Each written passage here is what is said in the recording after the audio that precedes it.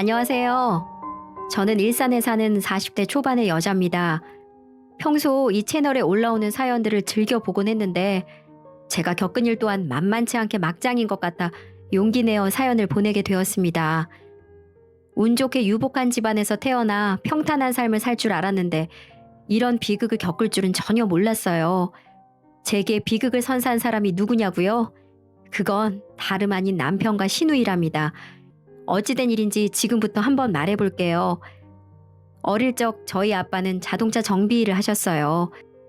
초등학교까지밖에 나오시지 못한 아버지는 엄마와 저를 먹여 살려야 한다는 일념으로 미친 듯이 일만 하셨죠. 어릴 땐 주말에도 집에 들어오지 않는 아버지가 원망스러웠는데 저희를 위해서였다는 걸 생각하니까 마음이 찡하더라고요. 아무튼 아버지는 정비일에 혼을 담으셨고 수십 년의 세월이 지나 일산 시내에 자동차 정비소를 여러 개 가지고 계실 만큼 부자가 되셨습니다.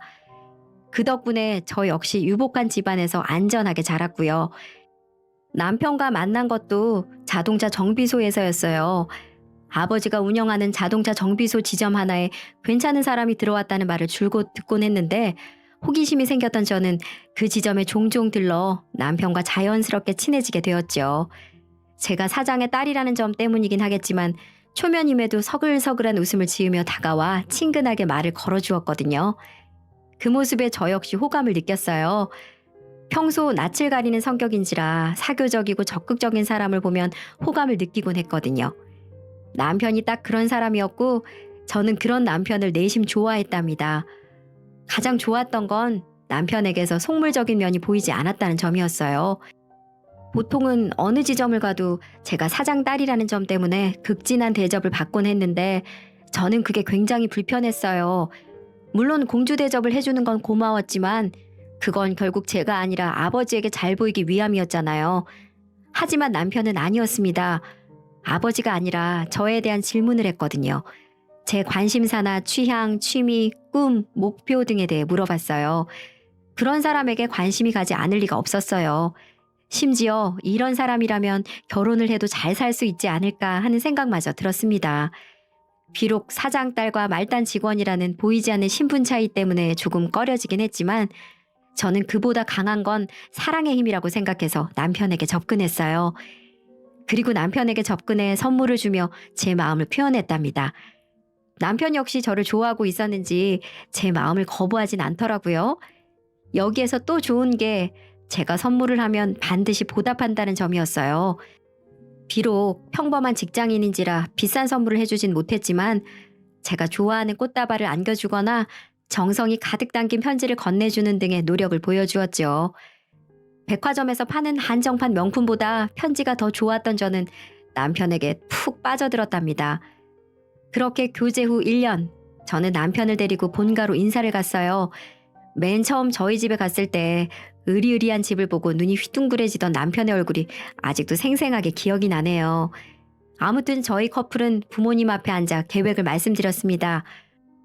엄마, 아빠, 저희 결혼할 거예요.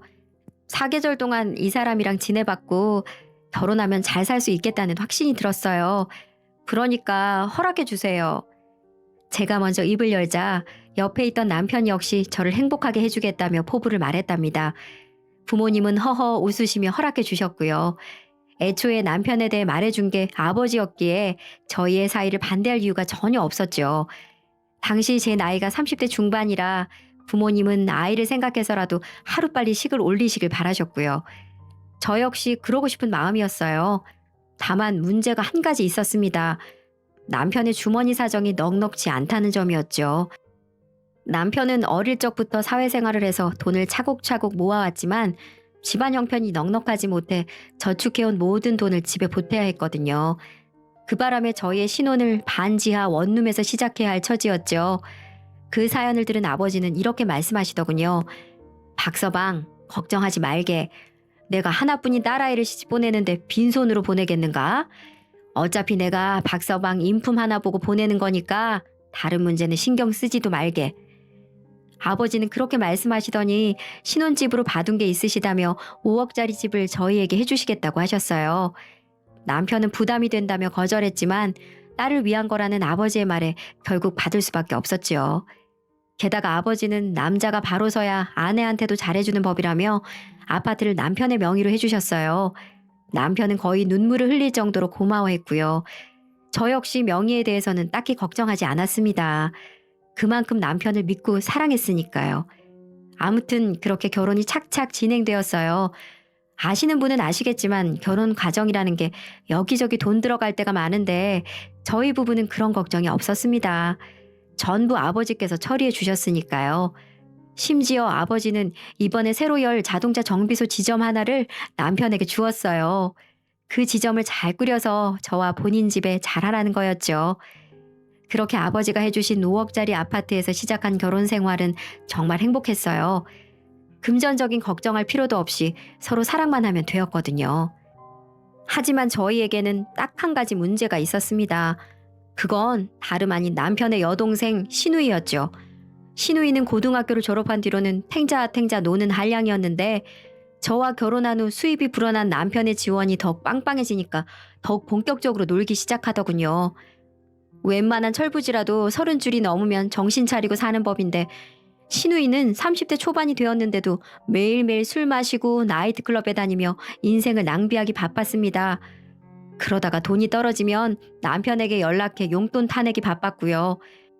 물론 금전적으로 부담이 되는 건 아니었지만 저희 아버지와 남편이 힘들게 번 돈을 가지고 신우이가 탱자탱자 노는 건 그렇게 좋아 보이지 않더라고요. 하지만 신우이에게 밉보였다가 좋을 건 하나도 없었기에 저는 아무런 말도 하지 못했답니다. 정도가 너무 심해지면 가끔씩 남편에게 한마디를 할 뿐이었죠. 여보, 아가씨한테 또 용돈 드렸어? 그것도 적당히 해야지. 그렇게 매번 돈 들이다 보면 자립심을 잃는다고. 돈이 아까워서가 아니라 아가씨 미래를 생각해서 그러는 거야. 지금 당장은 우리가 여유 있으니 돕는다고 쳐도 앞으로 그럴 거라는 보장도 없잖아. 그때를 대비해서라도 지원은 적당히 해야지. 미안해 여보. 어릴 때부터 내가 딸처럼 키우던 애라 조절이 안 되네. 당신이 무슨 말 하는지 알아. 차차 줄여갈 테니까 조그만 시간을 줘. 당신한테 늘 미안하게 생각하고 있어. 제가 신우이에 대해 불편함을 드러내면 남편은 늘 미안하다고 말하더군요. 사실 그럴 만도 했죠.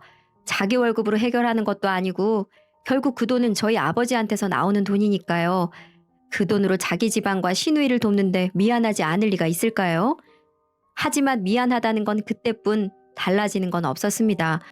하지 말라 말해도 매번 상황은 똑같을 뿐이었죠. 심지어 신우이는 남편을 자주 불러내 밥을 먹거나 술을 먹곤 했어요. 가끔은 늦게 들여보내기까지 했죠. 결혼 전에도 남매끼리 친하게 지내길래 보기 좋다라는 생각은 했지만 결혼 후에도 이럴 줄은 몰랐네요. 상황이 그렇게 되니 신우이가 점점 미워지더라고요. 신우이만 없으면 결혼 생활에 아무런 문제도 없을 거라고 생각했으니까요. 하지만 다른 여자도 아니고 남매가 만난다는데 막을 수가 있나요? 저는 매번 속이 썩어가면서도 남편을 보낼 수밖에 없었답니다. 그렇게 살다가 저는 임신을 하게 되었어요. 남편은 저를 지극정성으로 돌봤죠. 직업이 나름 몸을 쓰는 일인지라 피곤할 텐데도 남편은 저를 웃으며 돌보더군요. 하지만 또 문제는 신우이였어요. 여보, 미안한데 나 잠깐만 나갔다 와도 될까? 은지가 잠깐 보자는데 아무래도 속상한 일이 있는 모양이야. 그날도 남편은 신우이에게 전화가 왔는지 난처한 얼굴로 제게 잠깐 나가도 되냐고 묻더군요. 시간은 자정이 다 된 시간이었어요. 임신 중이라 몸도 마음도 지쳤는데 그런 일이 있으니 정말 짜증이 나더군요. 하지만 남편도 저를 케어하느라 힘들겠지 하며 스트레스나 풀고 오라는 생각으로 보내주었답니다. 그렇게 야밤에 집에 혼자 있는데 참 서글프더군요.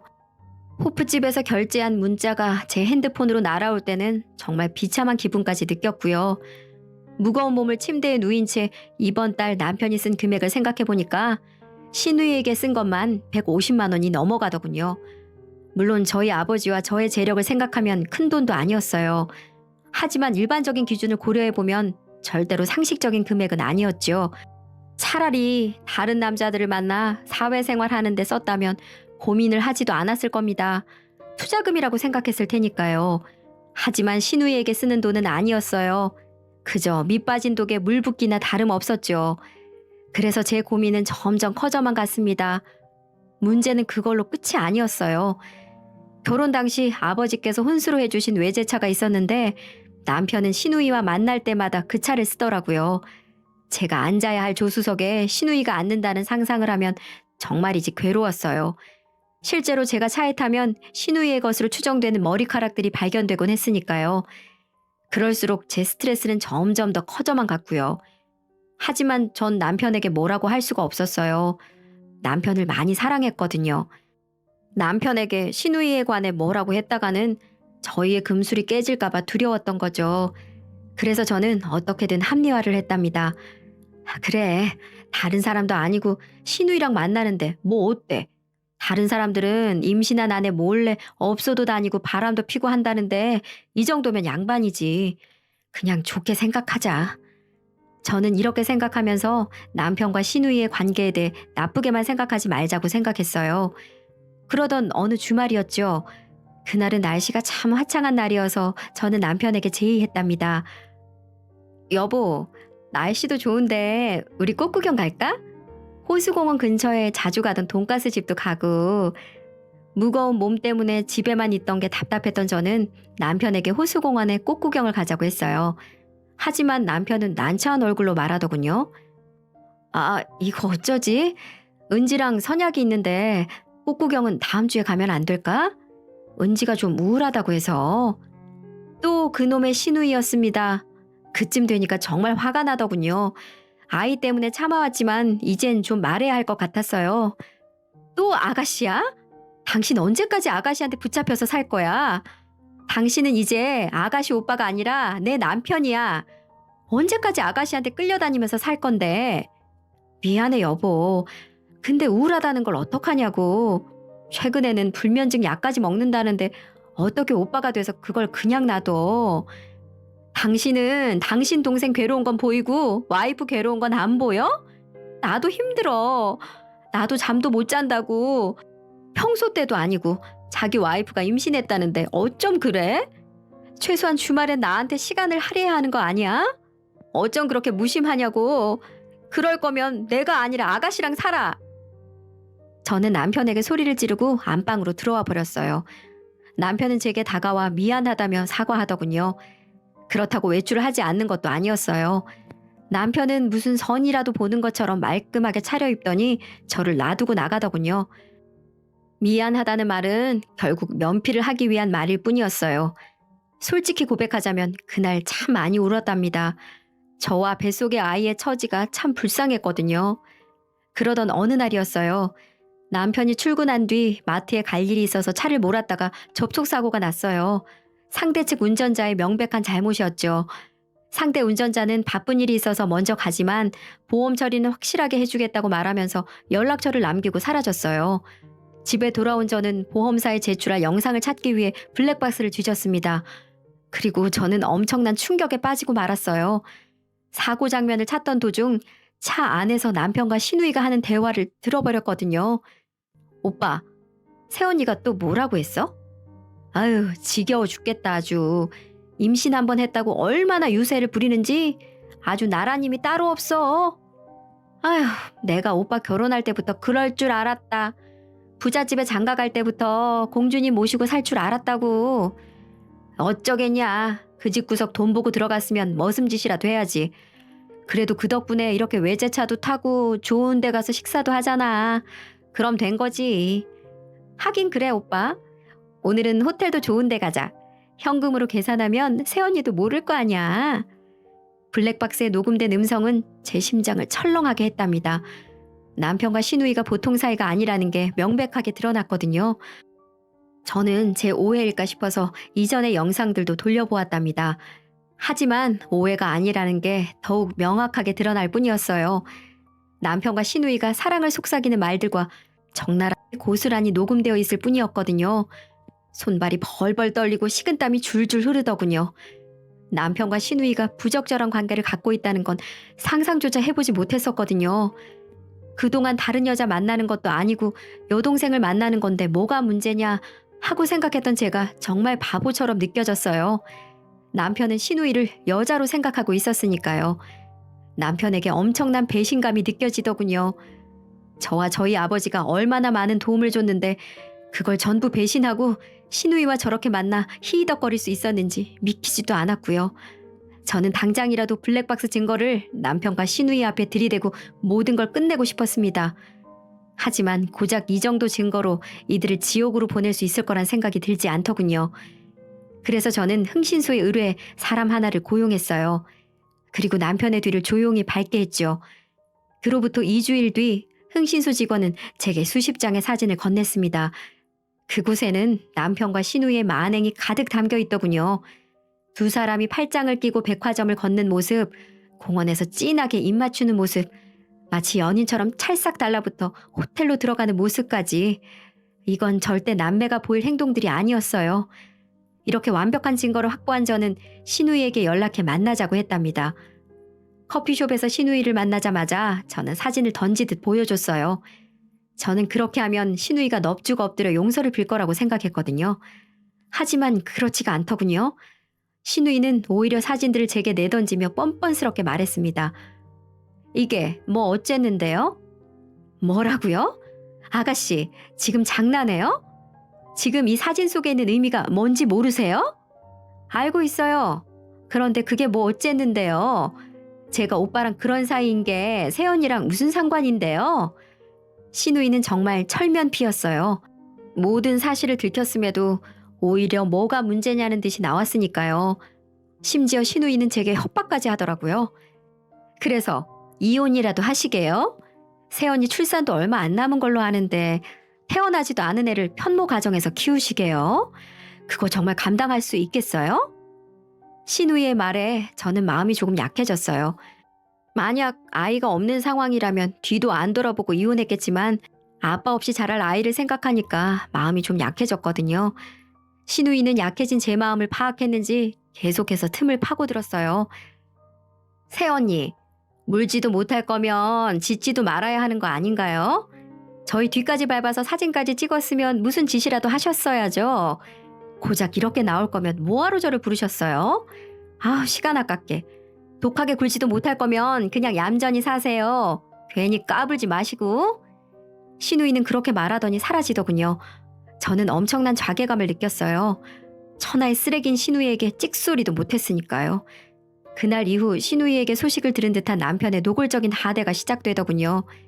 할 말이 있으면 나한테 직접 할 것이지 감히 내 뒤를 밟아?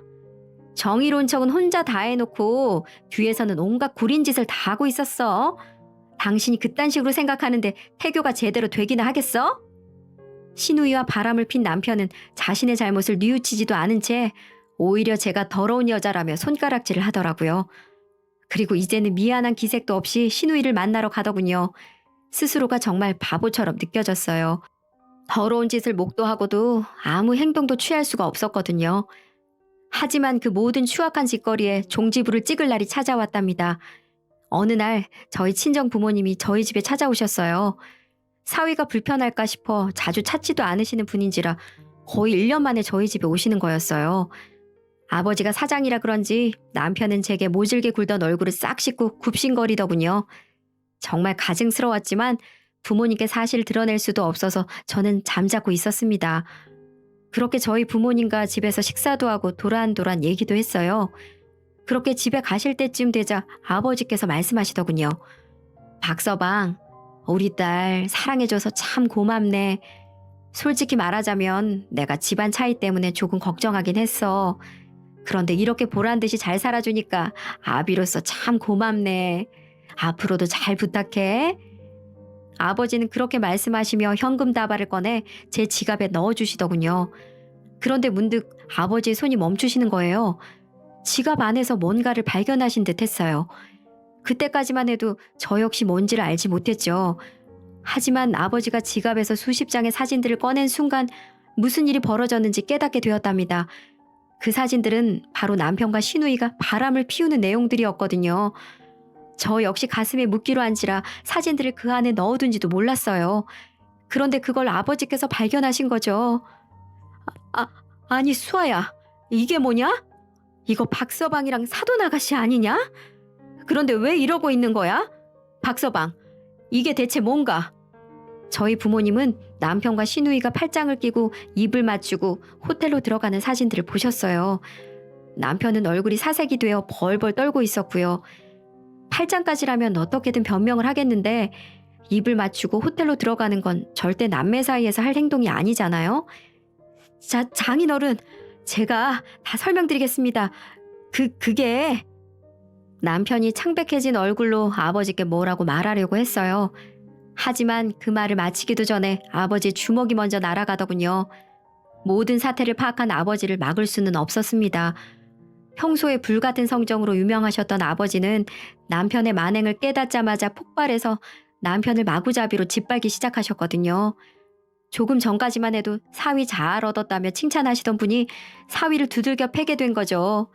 남편이 떡이 되도록 패버린 아버지는 너 같은 놈은 내가 사준 아파트에서 살 자격도 없어! 라고 하시며 남편을 현관 밖으로 내던지셨어요. 남편은 아버지 바지가랑이를 붙잡고 빌었지만 아버지는 완강하셨고요. 아버지는 남편을 내쫓은 후에 제게 사실관계를 물으셨답니다. 그래서 저는 그동안의 일을 사실대로 말씀드렸죠. 이미 알고 있었지만 아이 때문에 묵인하고 넘어갈 수밖에 없었다고요.